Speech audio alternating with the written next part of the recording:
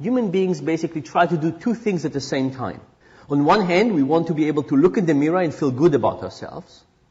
On the other hand, we want to benefit from being dishonest. Now you could say you could do one or the other. You can either look at yourself as honest or you could benefit from dishonesty. You can't do both. Well, it turns out that thanks to our flexible cognitive psychology and thanks to our ability to rationalize our actions, we could do both. And as long as we rationalize our actions, and as long as we cheat just a little bit, we can benefit from cheating just a little bit, and at the same time we can keep thinking of ourselves as honest, wonderful people. It's all about rationalization. If we can rationalize things to a higher degree, we will be able to cheat more or be more dishonest and think of ourselves as good people. And if we can rationalize less, we would be more honest. And by the way, it's not as if we have a lot of big cheaters, we have a lot of little cheaters.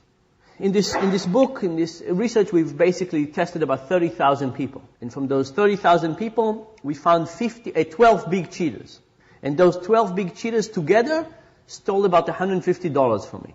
From those 30,000 people, we also had 18,000 little cheaters. And they stole together $36,000 from me. And I would like to argue that this kind of reflects what we have in society. Sure, there are some big cheaters out there, people who just go all the way, but there are very few of them. And in fact, the magnitude of dishonesty we most likely see in society is by good people who think they're doing good work, but in fact cheating just a little bit, but because there are so many of them, of us, this actually has a tremendous economic impact. There's a little joke that Johnny comes home from school with the little note that says that Johnny stole a pencil from the kid who's sitting next to him. And Johnny's father is furious. And he said, "Johnny, you never steal a pencil from the kid who's sitting next to you. This is unacceptable. I can't believe you do this. You're grounded for 2 weeks. And besides, Johnny, you know very well that if you need a pencil, you could just say something. You could just mention it and I can bring you dozens of pencils from the office." Now, why is this slightly amusing? Because I think we all recognize that if we took 10 cents from a petty cash box, we could not help but think of ourselves as thieves. But if we took a pencil, we would feel very differently. In fact, if we took 10 cents from a petty cash box and went to buy a pencil, we would still feel like thieves. But taking a pencil is kind of removed from money. Because if you think about it, we're becoming a cashless society. We're becoming a society with a higher distance between us and the consequences of our actions. Credit cards, electronic wallets, mortgage-backed securities, stock options. Think about all of those things that represent psychological distance between us and the people, us and money. Could it be that as the distance increases, people can be dishonest, but at the moment don't think of themselves as doing anything dishonest? And I think the banking industry is kind of primed to think about things exactly in that way. Imagine you manipulate something like, interest rates. There are so many layers on top of that. And you don't see who exactly you're affecting, even though you might affect the whole global economy, that it might be very easy for people to take steps in that wrong direction and still think of themselves generally as not doing anything terrible. By the way, so in the last year and a half, as I've been working on the book, every time I go to a restaurant, I ask the waiter if there's a way to eat in this restaurant and escape without payment. And I said, look, I'm not going to do it, but just tell me, if you were giving me advice, how would you tell me to do it? And aside from one person, they always have great suggestions. And then I say, and how often does it happen? And they say, almost never. I say, from time to time, somebody walks up without paying, but they walk slowly and we stop them and they just say they forgot. Almost never people just walk without payment. Contrast that with illegal downloads.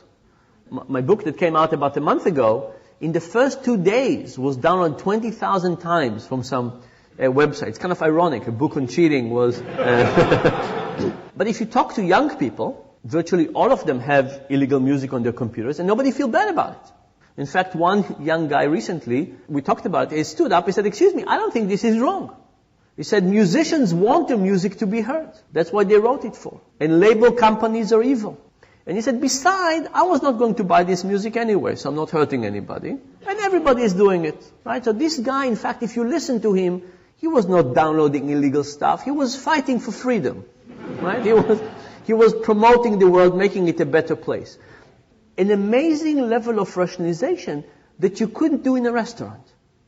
You can't go and say to yourself, oh, you know what, chefs really want their food to be eaten. And it's really owned by a conglomerate that is really not that good. And some things lend themselves to a much higher degree to rationalization, some things are much harder. So we talked about what gets people to cheat more. What would get people to cheat less? What would get rationalization to go down? To kind of scrutinize their own actions. Being reminded of values. Yeah, we've done that in a couple of ways, and it's really quite, I think, optimistic. We went to UCLA, Los Angeles, and we asked about 500 students to try and recall the 10 Commandments. But after trying to recall the 10 Commandments, when we gave them the same opportunity to be dishonest, nobody was dishonest. In fact, even when we take self-declared atheists and we ask them to swear on the Bible, and we give them a chance to cheat, they don't cheat. So this suggests that there is something about reminders that the moment we think about morality, even if it's not our own moral code, all of a sudden we are kind of supervising ourselves to a higher degree. We're more thoughtful about our own actions, and as a consequence, we let ourselves get away with less activities. We also looked at the Catholic confession. We went to talk to Catholic priests, and we said, from an economic perspective, we don't understand confession. Please explain it to us. They said, if you can confess and be absolved, shouldn't you cheat more? Shouldn't you cheat on the way to confession? The priest said no. So here are 3 theories how confession might work. One theory is that you think to yourself, I want to rob this convenience store, but I'll have to confess. It will be unpleasant, the priest would think badly of me, and this added cost makes the whole thing not worthwhile. We don't find any evidence for that. Another possibility is like the 10 Commandments experiment I told you about. You come out of confession and you feel good and wonderful about yourself, and for a little while longer, you want to keep that feeling of being good. We find some evidence for this. But the most interesting version is the following. When we give people hundreds of opportunities to steal and to cheat over time, what we find is that people are slightly dishonest, balancing, feeling good about myself, cheating a little bit, feeling good, cheating a little bit. And then at some point, many people switch and start cheating all the time. And we call this switching point the what the hell effect. It turns out we don't have to be 100% good to think of ourselves as good. But if at some point you don't think of yourself as good, you might as well enjoy it. And many people, by the way, report this same thing with diets. You start a strict diet and then you violate your diet and you say, today I'm not dieting, I might as well have a burger and some fries, I'll start tomorrow, next Monday or next month. Now if people cheat a lot all the time, why would they ever stop? Why would you ever stop? If you think you're going to hell in the Catholic version, why would you ever stop? In fact, the Catholic confession might have actually stumbled on this. This might be a really good idea, that if you are cheating a lot, maybe you need to be able to open a new page. So we did these experiments. We do a non-Catholic kind of confession. People cheat a little bit, they cheat a lot. We give them a chance to say what they have done badly. We give them a chance to ask for forgiveness from whatever spirits they believe in. What happens after those 2 actions together? Cheating goes down. Opening a new page does seem to be very successful. And this, by the way, I think is something that religion figured out, and the question is, how do we put it into civic society? Should we create opportunities for bankers, for example, to ask for forgiveness from time to time and start a new page? People would transgress. There's nothing that we can do about it. How do we get people to feel clean again and able to act on their goodness? Let me just summarize with the following.